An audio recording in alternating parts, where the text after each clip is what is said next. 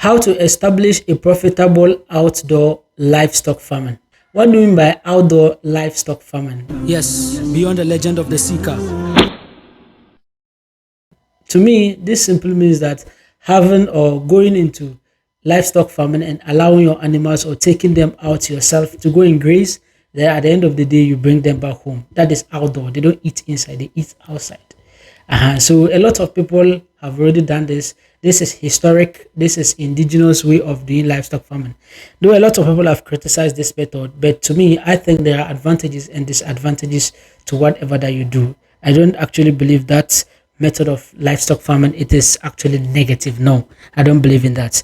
So this method of livestock farming it's good because number one is that it is cheap.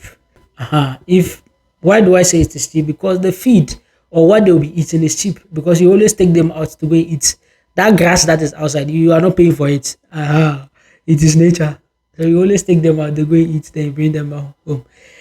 So it is very cheap. You don't need to buy this equipment or harvesting or planting feed and those things. No, you don't need to do those things.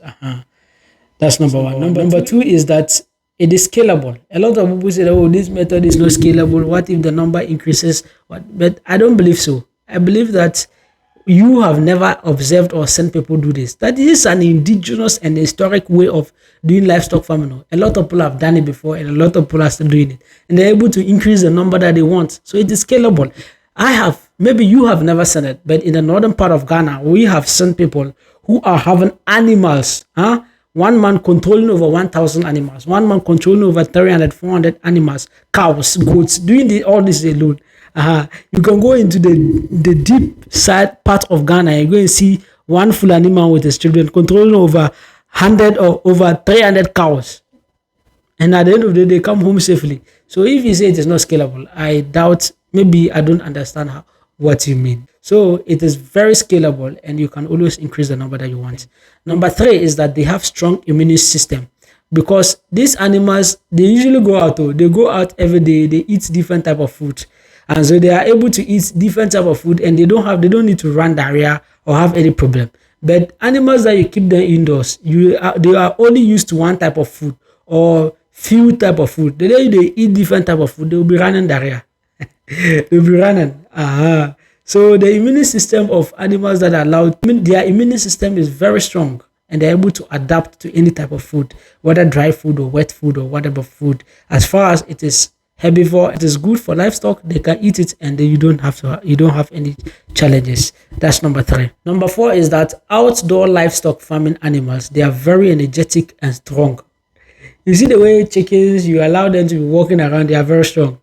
But when you compare the poultry, those in their room, they can't just walk like that. They're like that. They are not strong. Their bones are not so strong. That's the same way with cows, with sheep and everything. The animals, those that are allowed to be walking around, they are very strong. They are very strong wherever you take them. They can walk and roam the entire city and still come home healthy. So energetic, they are energetic and they are very strong. Compared to those indoor animals, those ones are not strong, but they just pile up meat for themselves. Number five is that they easily adapt to change of environment. So the outdoor farming animals, because they are used to different type of environment and different type of weather, because rainy season, wet season, dry season, they go out, they eat different type of food, the dry food, the wet food, different type of grasses. So they are already exposed to a lot of things and their immune system and everything is fine. So when you remove them from one environment and you travel with them to a different city, they're able to survive. They don't have any problem. You understand? So they are easy. They easily adapt to environmental changes and food that is around them, and because they have a long history of eating those type of foods and those type of environments. So that is number five.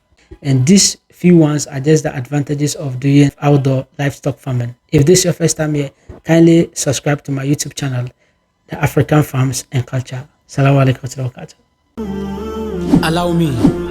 Allow me to talk about my legend, the legend of legends, the Lion King of the land of Africa. If Ghana was a sports car, then Kwame Nkrumah would be the fitter. Yes, beyond the legend of the seeker.